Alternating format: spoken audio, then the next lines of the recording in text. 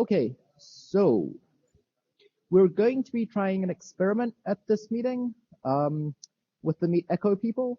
There's a virtual queue type thing set up so that remote people can participate. That means that if you're here and want to join the queue, you're actually going to have to sign into Meet Echo and do stuff. The obvious question is, where the hell do I sign into Meet Echo? And it's in that tiny little URL that's over on the left. Venetian.conf.meetecho.com/q. Yes. Am I to understand that local participants are not allowed to participate unless they have a way to sign into this queue, unless they brought a laptop with them? No, only that you are second-class citizen. The remote participants are first class. All right, I have a process problem with this. Okay. I seriously, I mean, I have an objection. I would like an area director or something to rule on this. There's one now. I'm happy to say it's an experiment. We should try it and see how it goes. Okay, I would like, was someone here willing to in-queue people who are standing at the line or something like that? Is there some way that local, I mean, I paid a lot of money to be here. Sure. All right, if someone would do that, I'd appreciate it. So, I mean, this is also an experiment. You know, if it doesn't work and you're standing in the line, we're not going to be like, you're not in the line, go sit down. Okay, I mean, I'm all for experiments. Sure, it's just that, yeah, you know, people who actually pay to show up should actually get to participate. Keith, it's a little experiment. Show some faith in the chairs. Yeah. And, you know, we'll make sure that everybody gets to be heard. So, with that done, let's try and actually get this meeting started. This is Dane. We're going to be talking about Dane stuff. If you don't want to hear about Dane stuff, you probably don't want to be here. This is our agenda. Some admin stuff, SMIME, a little bit of the payment info stuff, and then we're going to be having a long discussion on what we do about keys and email. And, you know, if you've been following the list at all, there's a lot of stuff about how you find the Dane record. Sure. Yeah. How about you? There we go. If we give you the blue sheets, we'll have space to put the mic here. Somewhere I have lost the note well slide. There's a note well slide over here. I'll flip past it really quickly. We need to actually find the note well slide. Is there anybody here who has not seen the note well slide and does not know what it means? Okay, just making sure. So this is our agenda. Does anybody have any agenda bashing? Excellent. I will hand it over to you. No, I do, actually. I'm trying to enqueue for an agenda bash. Okay. It does actually work. Oh, I need an ID. Okay. Seriously? What the? Okay, let's just do this quickly. I'm missing a draft that should exist. I don't know if that's agenda bashing.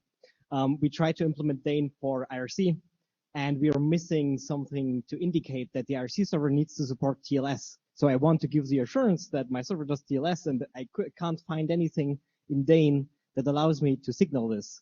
So I guess there should be a draft or something for this, or I'm too stupid to find it. An easy way for there to be a draft about this would be for you to write a draft about this. I'm not really involved in this. Okay. That's the problem. Find a volunteer.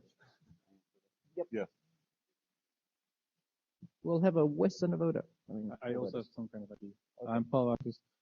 I think you can just put a TLSA record on, what is it, _6667.tcp.your IRC server name, and you would do the right thing. Yeah. So Write text.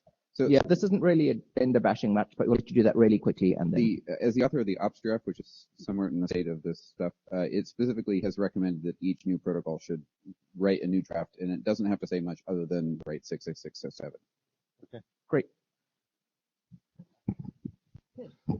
Okay. The chairs managed just under the wire to advance 2 documents to the ISG. We have one document in the working group last call. We have queued one more document for working group last call as soon as this Open PGP working call is over, so that will be happening. And then we have 2 documents that we would like to just get rid of soon. Next slide. Our milestones. Well, we have fallen behind schedule, as you can see. The yellow is what I'm proposing will be the new milestones for these. And there are a few milestones where we have no documents right now. I would like to start to either see some documents or indication of people writing documents in the relatively near future. So are you volunteering to write a document? Thank you. On what topic? Paul Vargas. As I've said before, I guess you forgot, there will be a document for Dane and IPsec. We are working on implementing something, but we figured it's too soon to write up a document yet. So there are still some issues that are pretty core to the document that we want to think about before we submit a draft. But like, consider a -1 draft submitted. Timeline? Roughly, will this be done before we close down the working group? If there are additional funders in the room, I'd be happy to know, but just, a couple of months, like 2 months, before next IETF. Thank you. Possibly sooner. Eric Oswald, assigned. So we have a document that's in the tracker that has been in the tracker for a while for IPsec and Dane, and we have code, and we're fully funded. So I'd be happy to sort of defer to the chairs about the preference on how to proceed with that. Okay, thank you. Oh, excellent. I guess how do we make them show up? They can say that they want to write the draft.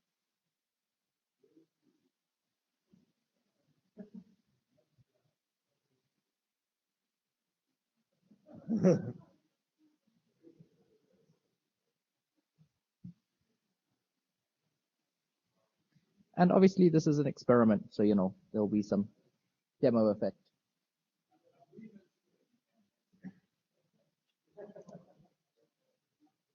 Okay.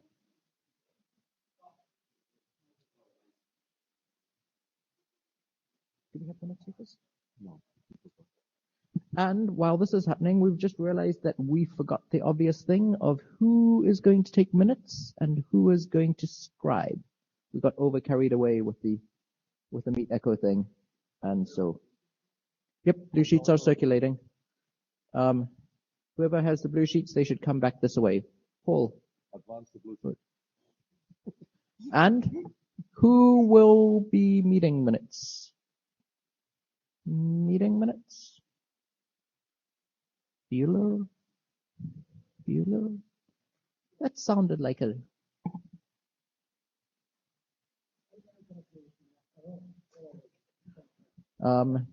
shared meeting minutes? Russ Mundy. Thank you. Great.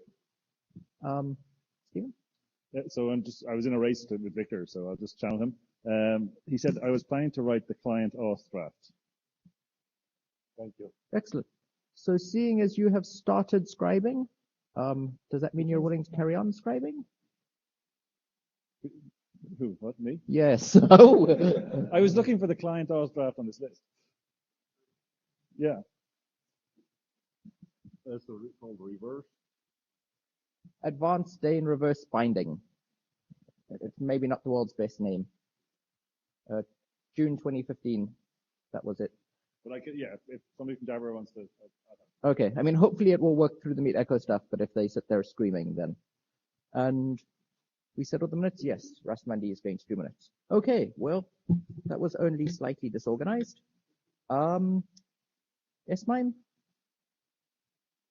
Yep. Okay, great. We will do the S-MIME document. I don't know why I have a big X there.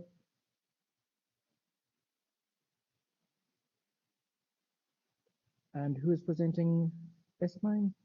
Where's the S-MIME slides? No, go back to the other one. That one. That one? Yeah. Oh, yes. Eric. So I believe Eric is presenting this. Yes, here's Eric. There's Eric. Do you want a clicky? Oh, and you need to stand in the pink box, which we'll point out is not a trapdoor. Yeah, well, I can't see red green, so thanks a lot for calling me out. Am I in it? It's actually a white box, All right. so that's not going to work. Oh, and you have 10 minutes or so. Okay, cool. Hey everyone, so I'm Eric. I was just with Mike. So this can be really quick. I got a 10-minute slot. There's not a lot to say. So we've been playing around with the S-MIME thing ever since the discussion started. How to implement it, how to give it out to people, how to use it. And in doing the implementation and actually doing some really early pilots with it, we found some interesting avenues to take. Mostly there are things that we talked about on the list and the text we suggested and everything. We actually kind of ate our dog food a little bit. Let's see. So one of the things that came up was we talked about the _anchor _sign. We found that was very easy to sort of, actually this will probably come up at the end when we talk about labels and whatnot, but doing discovery for different types of keys in different ways is a lot better than getting a big lump all at once and separate them out. So we really liked the suggestion that came up a while ago and implemented it. We also, there was also discussion of adding a field called the access field. And I think probably in the next presentation, you'll hear a little bit about why we found that was a good idea in other places as well. But certainly when doing work with S-MIME, we found it was really, really useful to say, hey, you found, you discovered something, you learned something from DNS, but really you need to go somewhere else. You need to go get it from an LDAP forest or something like that, an AD forest or an LDAP infrastructure. And so having a URI, we sort of borged the access field and said having a URI there can be really useful, especially if the Dane record gives you crypto, so that on the other end of that URI, you can then secure that transaction with what you learned earlier. And so we actually released an open source library to do Dane S-MIME with all these features. It's called libsmog. It's up on GitHub now. We also released a Thunderbird plugin, which we very shamelessly borrowed from Enigmail, which I think we mentioned we were thinking of doing the last time the working group met. We're really interested in people downloading and using it. There's a sort of a walkthrough on how you'd install it. It has a generator so that you can give it a cert and it'll generate the S-MIME A records, and so you can copy and paste them into your zone. It even has a helpful script if you want to generate your own S-MIME certs and you're not sure exactly how to do it, you just run it. Hopefully the documentation is simple but complete enough to do so. Oh, wow, that came out really well. Okay, well, here's some more screenshots that, you know what, don't take my word for it. It'd be really cool if you felt like downloading it and trying it. We also have some interesting work that I guess Glenn will run through in a minute, but we're going to be around all week, and if you're interested in doing this, please download it or seek us out or both. I think it's really cool. I'd love to demo it for you right now. I can send email, secure, decrypt, sign, everything, all by learning keys from S-MIME. Dog food, delicious.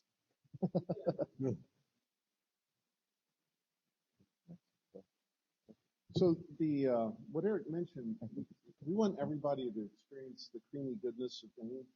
So we have it's a whitelisted service that we put up that's free, give folks a way to kind of experiment with Dane records. So if right now there's proof of concept for an S-MIME type and an experimental type to support some of the other stuff we're doing. But the idea was to give folks a way to create a delegation so that they could host some of these more bizarre records off on a name server that would behave itself ostensibly. And we also ran into dealing with some of the authorizations for changes to zones. You know, it creates a little bit of a problem when you're talking about folks' personal crypto material, key material for a user within a zone. Do you really want the zone administrator changing the keys that you're using for signing and encrypting your email, for example? So we tried some different approaches to that. And if you want to play around with this, send a note to me or Eric, and we can get your NetBlock whitelisted on the service so it's something you can fool around with. And that's it for this piece. I think you're presenting on the other one. Is that right? My next in queue. Yep. Oh, that's good. So we already have before the big fight people. Great. And you had 5 minutes for this, but you can go a bit over because you had nothing left. Thank you. Is that not going? No. I can. There we go. Right. Okay. So this This next one, I recognize some of the discussion on the mailing list highlighted that there's a bit of a mismatch between what we're doing here at payment associations and the way the group is chartered. And I think that's worth talking about. But what I wanted to highlight is there are some changes happening in the industry. I've been part of conversations in the W3C, the Web Payments Group, and the Credentials Group, and they're wrestling with some of the problems that I think DANE really is an excellent tool for solving, but it's not email. So when you look at the charter that we have for this working group, this clearly is a little bit outside that scope. Having said that, I think it could bring some good conversation for us. So what we did is we created a new record type that tries to resolve this, and we put some code behind it. We worked with some folks at Armory. If anybody here has used Bitcoin, those guys have a really nice, secure wallet for handling Bitcoin.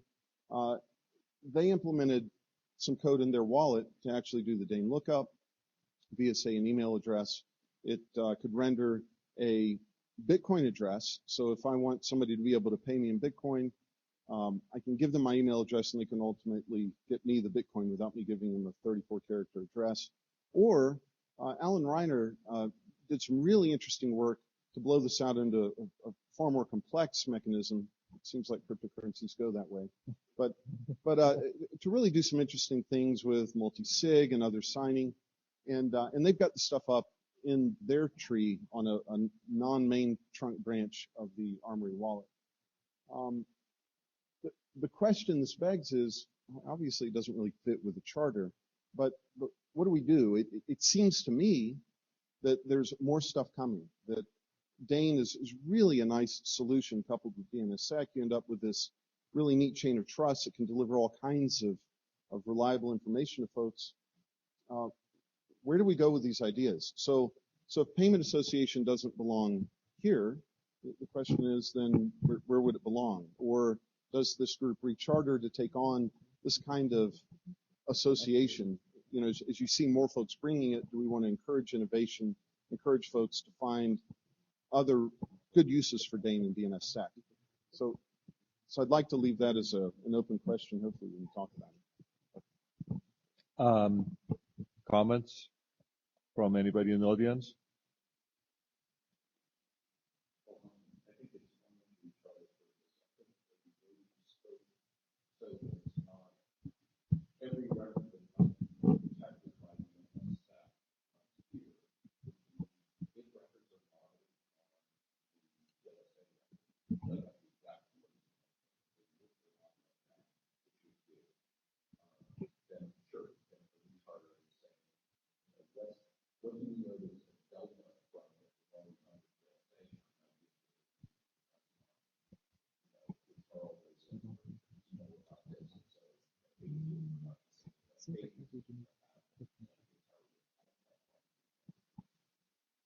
And something I should also mention, if people do think we should be working on this, it would help if they, review current documents and help us move other documents forward so that there's time and space for this. And obviously we'd need to check with our AD on, if it is charter, if we can charter, etc. I would like to encourage a discussion on this document on the mailing list for now, and we will take up the question of adopting it after we have had some more feedback. And thank you for bringing this, and I see no reason why we can't take this on unless we find a better home. Thanks. Okay. Okay. And while we're waiting for that to be figured out, could I get a hum on if people are interested in this work and think it's useful? If you think it's going to be 2 hums, one if you think that this is interesting and useful, and the second will be if you think this is not interesting and useful. So if you think this is interesting and useful, hum now. Okay. If you think this is not interesting and in no way useful, hum now. Great. And for the scribe or minute person, there was a lot of humming for this is interesting. Pretty much none for not. So do I wait to answer the Yeah, I guess. Can we get first queue person?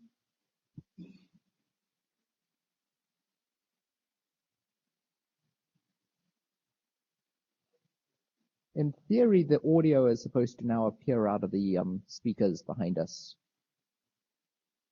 Is the theory. whoever that is might want to also start typing it into the Jabber room in case. Oh, what Victor typed into the Jabber room a bit ago was is there enough energy in the group to review the new work? I've had trouble getting feedback on things that were on the charter. Mm-hmm. So this is if you think this is interesting and useful, we have to get through some of our existing work. Hopefully that's a bit of an incentive for people to do that. If we do actually have enough energy to actually get anywhere with this, I don't know.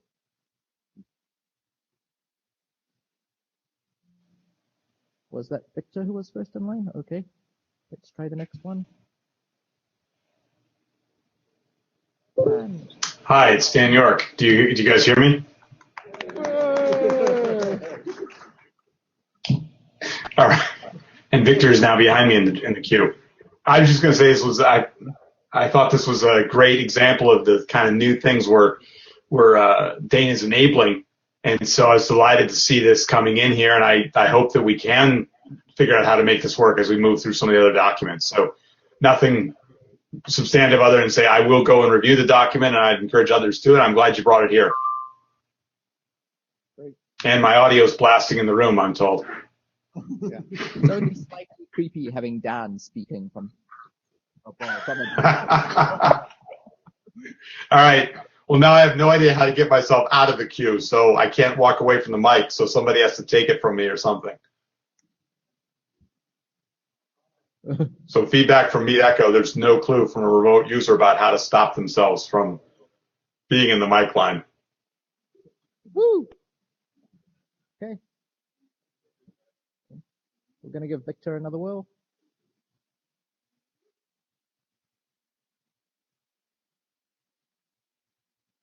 Nope. No.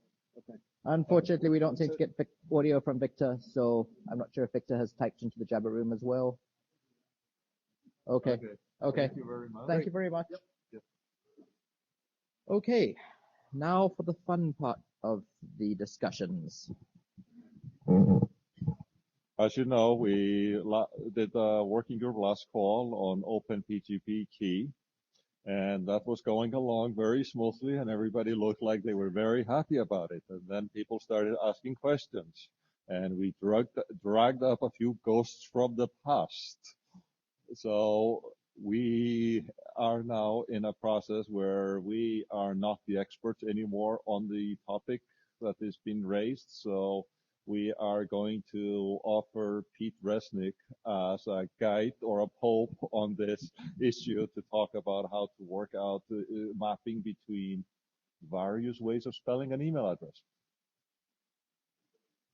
Yes. Orbit. Fine, you figure it out.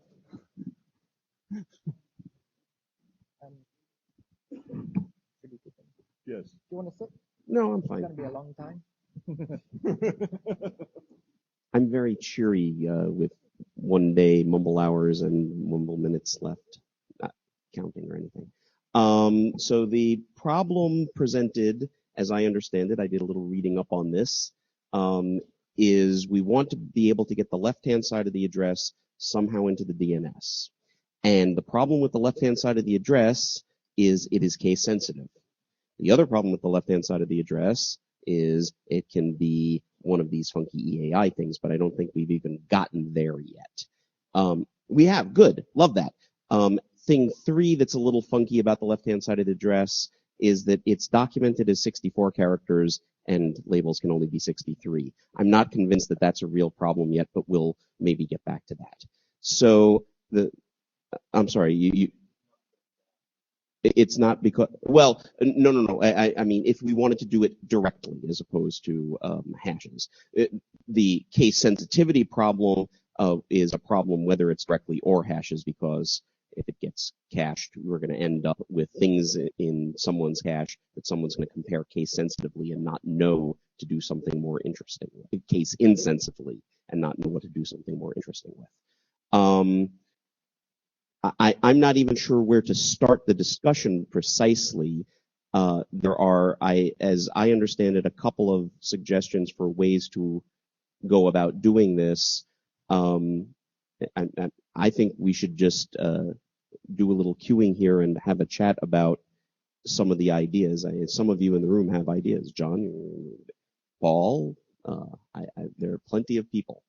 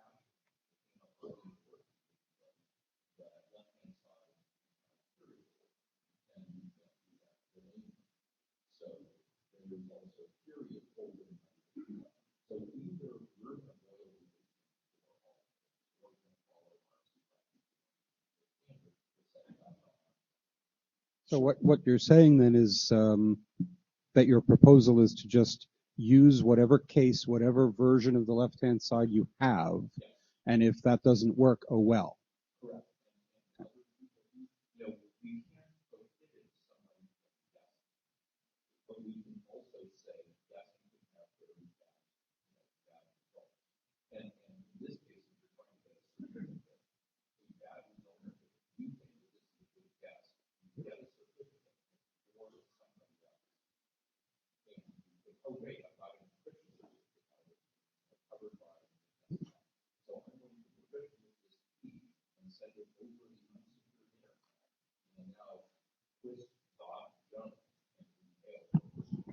Paul, people in the remote can't hear you. Can you try to make in front?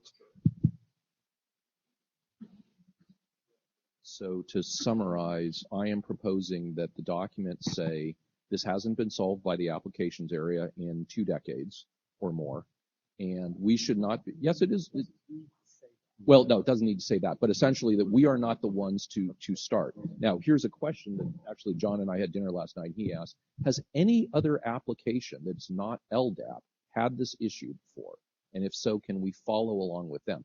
John and I drew a blank, but if somebody else who isn't saying look in the LDAP directory, then, you know, if we're the first one, that should not be us to come up with the answers. Yeah.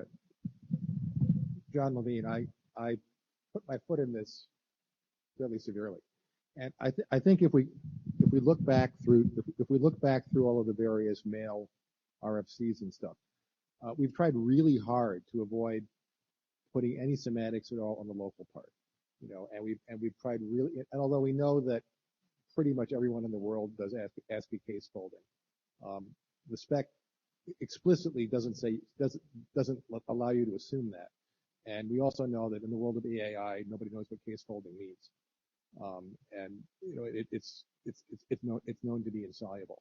You know, so I entirely agree with Paul that you know, in terms of writing down what the bits do, you could say, you know, take the address as you know as given and you know and encode it, you know, and if anything else happens, you lose.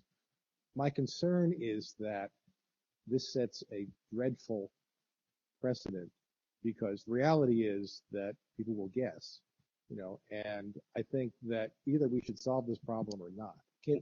Can you describe what you mean by guess in this context? That is, if we're going to go down the hashing route, I'm going to do a hash, I'm going to go look that up, and it's either going to succeed or fail. Right. Now, how does the guess now happen? What happens next? Well, now you try other cases. So if you had something that was Pete Resnick with capital P and capital R, now you try it with all lowercase. And if that doesn't work, maybe you try it with a capital P, but not a, and so on. Yeah. Or you stick a dot between Pete and Resnick. I mean, the problem is that there are lots of heuristics that'll work a lot of the time. You know, and you know, it's like it's pretty common to have stuff with names with dots between them, and it's pretty common to have have the first word, the first letter of each word to be capitalized.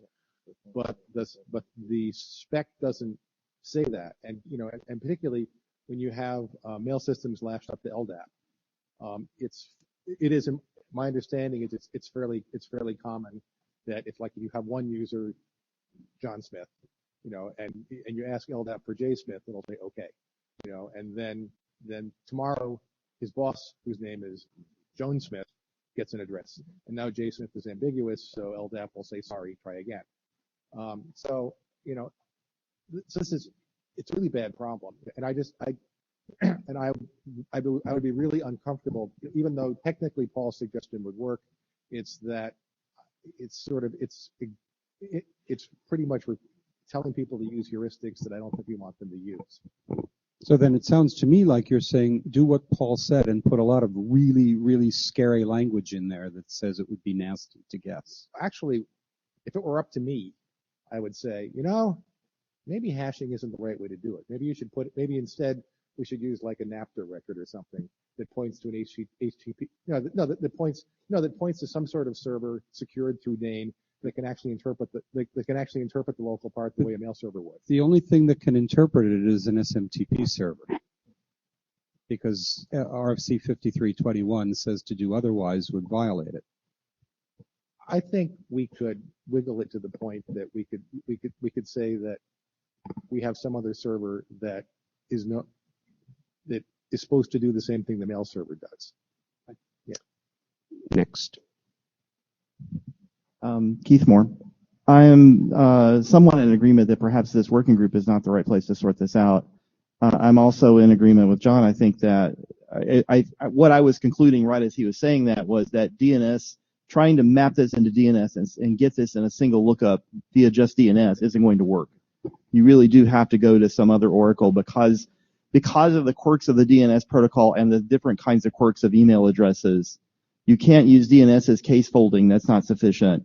You can't use hashing. That's not sufficient. So really the right thing to do is use DNS to find an oracle that you can use to look this up. And then you present that oracle exactly what you present in an SMTP receipt to. And then that oracle has to give you the... So you presented two failure cases. One was using DNS as case folding. That would get you false positives. Using hashing will get you false negatives. Yes, they're separate problems. Okay, but I just wanted to make sure that you didn't think those were the same problem. And my first thought in my head was, well, you could do both. You could try one. If that doesn't work, try the other. And I'm actually convinced there's too many gaps that it's just too messy. So I really think you basically have to go to some third oracle. I think someone was shaking his head, so I might find a reason that doesn't work. But in that case, I think we're completely hosed. And so what you want before you go down, what you want is the oracle to return some canonical form that you then look up. Or do you want the oracle to give you? You want the oracle to give you the key. I think the oracle would give me the key. I don't know why I'd introduce extra lookups there. And I think we're going to drain the remote queue. Oh, who's up remotely? Please go. It's always Victor. If you can speak, that's fine. If not, someone can jabber scribe you. Victor cannot. Someone want to? Steven's got it. Easy now. Victor may type something new if he does. I'll get it. But he said mut aliases work fine for me, and then he also said, where is it? Which aliases work fine for him? Mut. The comment from Victor is, how often do people enter email as de novo? In most cases, reply or use address book. And those should have a very high success rate of looking up. It very much, I think that probably overestimates, because it very much depends on what's generating the thing that you're replying to. There have been plenty of systems historically that generate funky left-hand sides when they are automatically generated that are very different from what you would type normally. And most of those are occurring on systems that are case insensitive anyway. So you're probably going to end up in the same place of getting false negatives. It's not entirely clear to me, by the way, that false negatives are a big giant problem, but maybe it's an undeployable problem. So, yeah, I mean, I know for a fact that a lot of people who use Gmail use uppercase for their names and put dots in arbitrary places, neither of which Gmail cares about, and they have probably stored the name all lowercase, and so the lookup won't work. And I think we have another remote. Who's next in line on the remote? Christy? Oh. It's a queue jumping mechanism, so yes. Okay. Go right ahead. Brian. So I think the way to at a very high level to summarize it is it's a discovery versus publication differentiation. And I think the discovery really needs to happen in the application. It could be through a mechanism which happens to be published in DNS, but not DANE. As long as there's some way to do a lookup to canonicalize, I mean, there's certainly things that could be done in DNS to assist, such as encoding well-known rules from well-known servers. But beyond that, I think it really needs to sit on the application side as opposed to on the DANE side. So variation on Keith's oracle, where the oracle is applied first somehow and then DANE is used. Yes. So I think I got up to say very similar things, which is... And this is Dave Crocker. Oh, sorry, Dave Crocker. The discussion and the proposals have really felt like conflating several functions that are very much best kept separate. When the DNS is referred to as a database system, we have a long history of helping people understand that there's no fuzzy searching in the DNS. I don't understand why it would be something that we would bury in an infrastructure service for email either. We have mail that gets misaddressed all the time. I get mail for people at my Gmail account that they dropped off the numbers from their address. So I'm D. Crocker and they're D. Crocker some number. We have this as a long-standing issue. It's a real issue, but it's not one to solve in the middle of a component service like this. We have various ways for figuring out what the right left-hand side, pardon me for saying it that way, what the correct left-hand side is, and that's a function that has no business being in the middle of this kind of attribute lookup mechanism. Christian Wittemer, Microsoft. There is some experience of building identity systems based on emails. And one of the classic problems is that an email is not a long-term identifier. Like when John leaves the company, some other John gets the email. Or nobody. Or nobody, and if I look at the properties there, if I look at the failure mode of this, the failure mode is that it's really the false positive that is the failure mode. I mean, the false negative is too bad, but you try again, you get it. The false positive is really the failure mode. Right. And that is a huge false positive. And there has to be a mechanism to say, hey, how do we deal with that? Yes, but I don't know if that's specific to this particular left-hand side issue. That's a different issue, I think. It is. Yeah.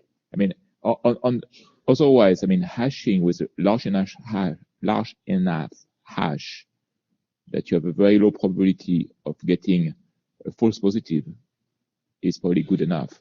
But So is there a false positive problem that is not something that is a false positive now independently in the email system? Yeah, that's the hash collision. If you have a hash, you can have a hash collision. Right. So it's hash collision is the potential false positive. Is there another one? No, I don't think. Q jump if you have another one, please. No, I don't think there's another one because even misstating the dots or the things like that. I mean, all of those heuristics are very unlikely to generate a false positive because since people do that all the time, I mean, that means that there will be a mess at the recipient. So and does anybody think we want to worry about hash collisions here? No. Good. Thank you. That's the right answer. Yeah. Chris Newman. I also do not want local part resolution to be done in this working group. I feel very strongly that there is one and only one protocol where local part resolution should happen, and that is SMTP. And I think it may very well be not just for this application, but for other applications, important to solve the local part lookup problem and to do it soon. So I would be supportive of activity to do it, but the process needs to be look it up through SMTP. I feel very strongly about that. You would have a new SMTP verb or something like that. Yeah, we could, a modification of the verfi command, basically, but with more feature. So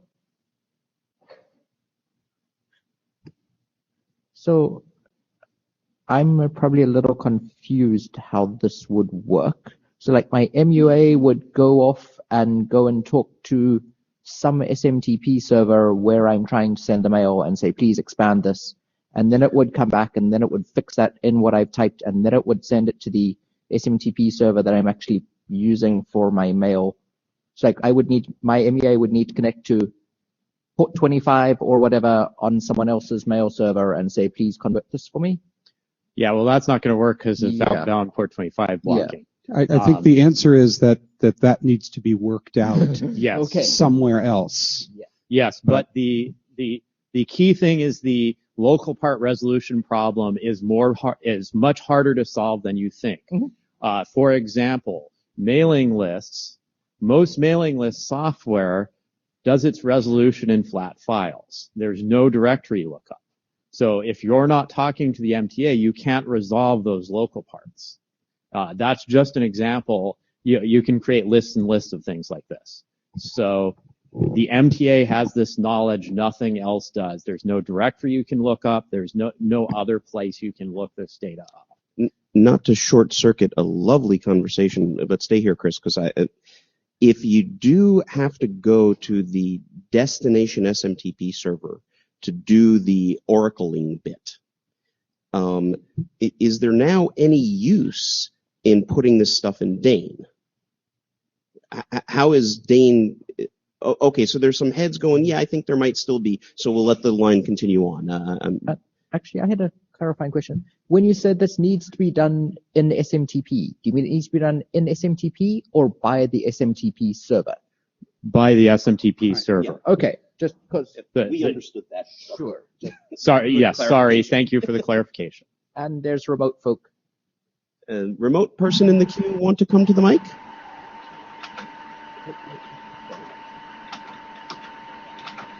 You are at the mic.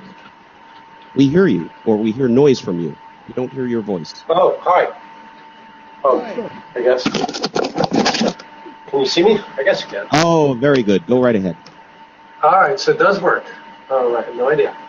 All right, so I already said it in the room, but I +1 Paul's suggestion that Dane does not deal with this at all.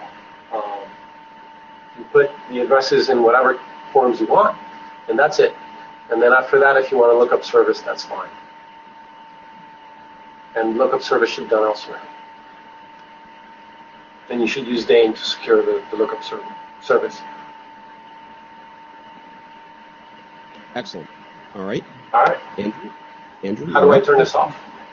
Great. The Medico people will kick you out. 15 minutes left. Andrew Sullivan. What I heard John Levine suggest is that we use something like Napster to solve this problem. And I just want to point out that that was such a fabulously successful approach for DNS names that now we're going to export it for a thing that isn't quite shaped like DNS names. I think that anything like that won't work, and therefore we probably ought to follow Paul's suggestion. And John wants to make a response, please. I think what I said was stupid, but not quite that stupid.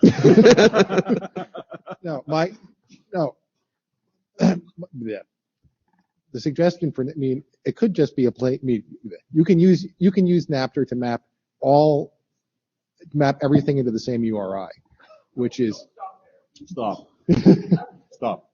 Okay. Anyway, so yeah, I'm sorry. Yeah. Anyway, I agree with Chris. The hook is coming up behind you. The SMTP server, front door or back. Oh, good. What a good recovery. Paul, please, you're up. Okay, Paul Vargas, one of the document authors.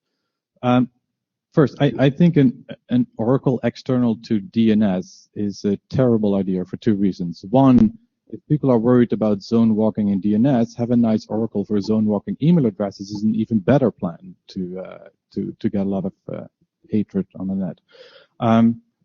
The second is I cannot detect if I'm under attack if I cannot reach the Oracle.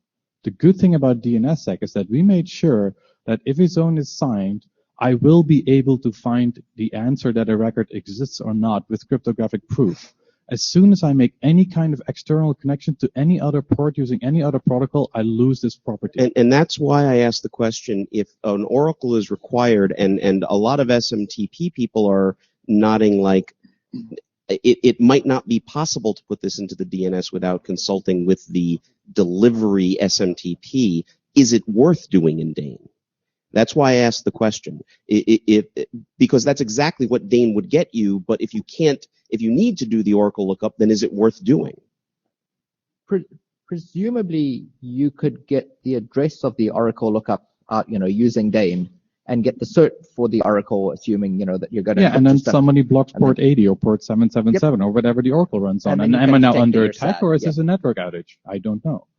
And leaving this in DNSSEC is where it should be, because then I know I will either get the key or I'll get proof that the key doesn't exist. So I think any decisions that punts this to a secondary service is a bad idea. So does this take you to saying what Paul said? That you look up what you have, and if you don't get it, you don't get it. Well, that my next step was good. So my second comment is that so we can then say limited to just what the user types in and do that, but we're all going to know that everybody's going to ignore that, because if I use my iPhone right now and I try to send any one of you in the room here an email, it will capitalize the first letter and will be screwed. So people, sure, they will add C names for only the first capitalization, and people might add other C names to map up multiple rules, which is fine. I do think people will start mapping rules that are more complicated, and we might not be able to prevent them from doing it. We can just make sure that they're violating the RFC. I'm not sure if there's much value in that. But to come back to the paragraph of text in the draft, there were suggestions of not mentioning any rules and pretending this problem doesn't exist, mentioning the rules we know about and tell them to be really, really, really careful, or propose a list of known mapping services. Now, I think I would like to, if we choose between any of these text solutions, we can at least move forward. If we're going to off the way of extending SMTP or doing oracles, we're 10 years further, and frankly, you're telling the authors to go to TXT records. So, and because I see other people in the queue who might have answers to this question, but so we've mentioned an Oracle going to the SMTP server and asking it a question live. Is it also plausible or operationally plausible for the SMTP server to be the thing that stands up the DNS records in question here? And maybe that's a non-starter because we know of that separation of powers that tends to go on, but that might also be the only way to approach the problem. And I'm happy to hear.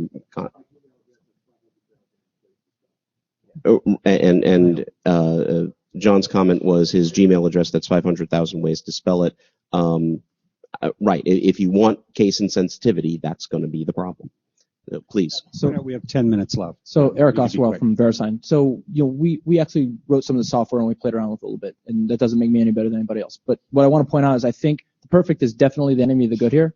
I think we have something whereby if you find keying material, you can use it. If you didn't find it because you put a caps in the wrong place, you can try again, or you don't get the key material you couldn't get anyway. But there are some things that we get for free right away. If I get an email that's signed, I got the address in there. I can use that address to verify the signature. So we're talking about encryption probably, and that's fine. But I think what we can do now is we can actually move forward without deciding we're going to fix everything 100% and come up with oracles and grammars and nothing else.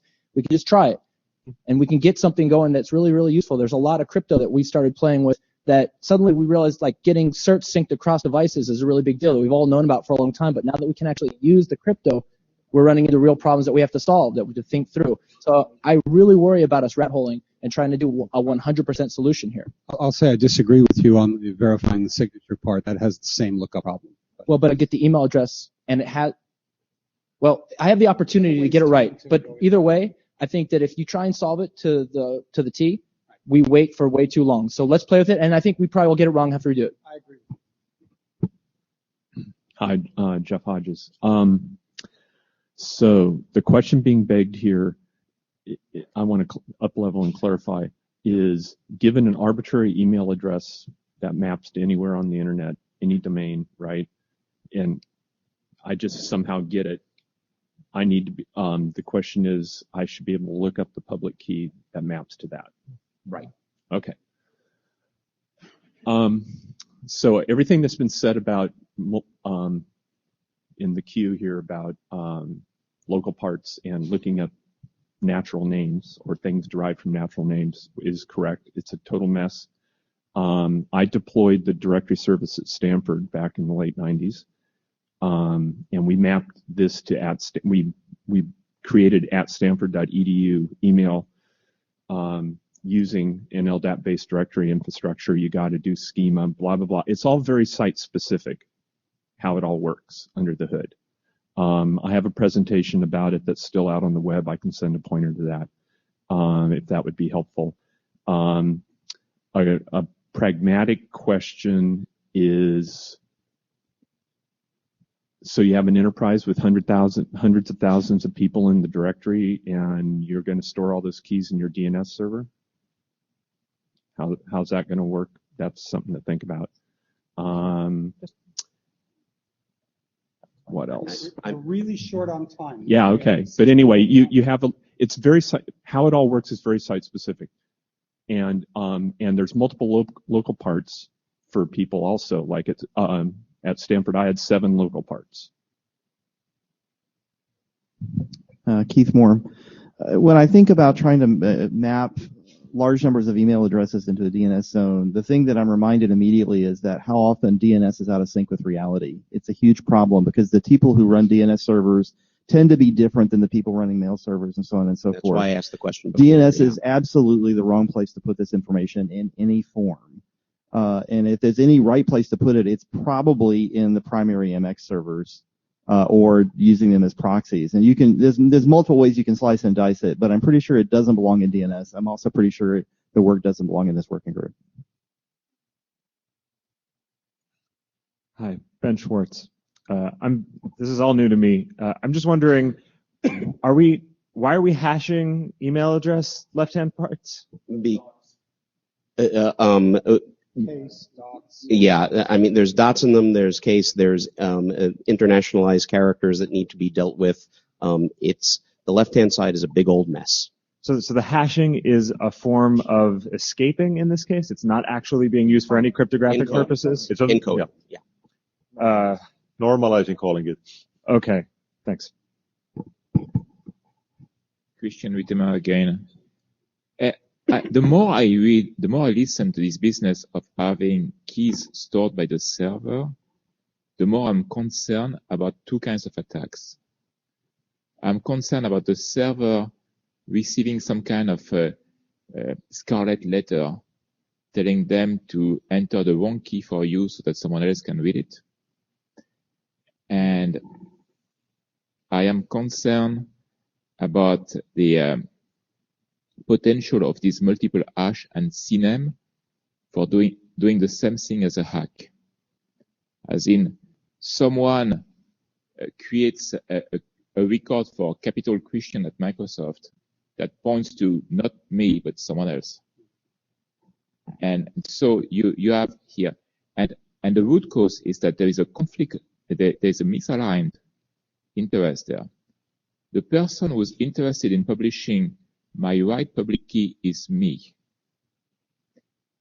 The person, the server doing that has a ton of other interests, and we may well have a divergency there. Interesting call. comment specifically, sorry, Brian Dixon, comment about the question about ports of anything other than port 53 and protected with DANE. I think without going into that rat hole, I think this would be a great case for a sibling document about doing the Oracle using DANE as a protection mechanism and proof mechanism for actual looking up of left-hand side names. Anyway, we can follow up offline, but I think it can still be done in DANE, but not as part of this document, as an Oracle. So we've got 4 minutes left, so. Hi, Daniel Kahn Gilmore. Brief points. I'm not convinced that this is useful for the discovery that the key doesn't exist, which is a point that Paul raised, simply because currently there is no, in any signed zone, there are no OpenPGP key records or no SMIME records. So when I look it up, it doesn't mean that user account has no key. It simply means it's not published in the DNS. So I'm not sure that is a goal of this particular work right now. We have no way of signaling that a key doesn't exist for that user. Secondly, I wanted to point out that this problem already exists for people who are doing key lookup. People have certificate stores or key stores or whatever, and they look them up however they look them up locally, and it's an existing problem. We shouldn't solve the problem. I think the hashing is necessary. I think the idea that we're going to say how to do the case folding is silly, but we're leaving people definitely no worse off than they were before if we say go ahead and just look up the string that you got. My third point, and then I'll be done, is just to remember that the DNS, until dprive completes successfully, DNS has privacy leakage implications when you're doing your lookups. And I guess if we were to, choose a solution like look it up as it is, we can, if there is something new in the future, come back and revisit it. There could be best documents, etc. Yeah. Alex Afanasyev from UCLA. I want to make a point against the Oracle, especially SMTP Oracle, as I'm aware of the complex SMTP deployment scenarios where neither or servers pointed by MX records either not directly accessible or have no idea what exactly is happening with the records. And the second point about the Oracle in general, is it opening door for spammers to discover exact correct name? It doesn't solve the problem that user exists, not exist, because it's already possible, but rather getting you canonical name for that user. And we're cutting the mic off to Eric. After you. Well done. Well done. David Lamparter, just as a response to the comment about someone getting a letter telling them to put in a different key, something that DNSSEC provides us with is transparency for that case, because you can go and query your own record, meaning if you do it right, if you anonymize your own query for your own record, you will notice that someone did get that letter, and that is an important feature, I think. Me mum's not going to do that. Solves that for 2 people. So Eric Osterwald again. So I definitely want to stand on what I said before about the simple thing and the enemy of the good and whatnot. But just one sort of point. When we were playing with the SMIME stuff and we put the URI pointer in there, that was mainly so that we could reach our corporate infrastructure and we could deploy, for example, a wildcard in a mail domain and allow that wildcard to reference something where you could go get keying material. You could do that with an Oracle or something else as well, whereby your new top level says for users underneath me, go over here and I'll secure the transaction by having the crypto in there, whatever. And then you go and that problem is taken care of. It can be, like you said, the MTA or, lions, tigers, or bears. And that was one of the things that I think if we just make these things flexible, like we were proposing with the SMIME record, we might be able to experiment and figure it out. Just by wrap up, I do want to make sure that as this conversation progresses, people think in terms of not. Keith made a comment about the DNS can't do certain things. So this is both about establishing a new DNS service and a new potentially SMTP service. And so let's be a little bit broader about if you do this, maybe we could pull off that ideas. I think that's a reasonable point of discussion. But this was useful and more questions than answers, but that's okay. So, thank you all. Thank you, Barry and Pete. So I'm going to ask a question of this group after talking to Barry. if we consider the current PGP, open PGP document as an experiment in opportunistic PGP key retrieval, do you think that is worthwhile experiment to conduct? And I would like a hum on that or hum on against it. I don't know what you mean. Yeah. If the current mechanism of just doing a straight lookup of whatever you have after you hash it to look for a PGP key is a worthwhile experiment to conduct on the internet, is that a document we want to publish? It's like an opportunistic way of doing it. So hum, yes. Those opposed? There were a few, there was a stronger hum for than against, so we will ask this question on the mailing list. I'd like to add to that question, do the people who hummed no think it would be a horrible thing to do or just not a very good thing? You know, do they think that would really break things? Look behind you. I think my concern will be if you publish this as a document that people will think that there will eventually be a standard along these lines, and I think we already know that it's inadequate. So if you want to publish a document, maybe if there's a big, huge, strong disclaimer that says don't expect things to go this way, but I don't know. I actually think this is an experiment that might do more harm than good. If it were labeled as an experiment? I am concerned by the attacks. And I am concerned that if it is an experiment and it is implemented in some piece of software but not other, someone can pollute a record that I don't look up often and put a wrong key for me. Okay, we will take this to the mailing list. Thank you all. We are over time, and if you have feedback on the MeetCo experiment, there will be a list. I will send to the mailing list a survey link. And thank you everyone for keeping this civil and helpful and moving forward. And blue sheets, don't forget the blue sheets. Social.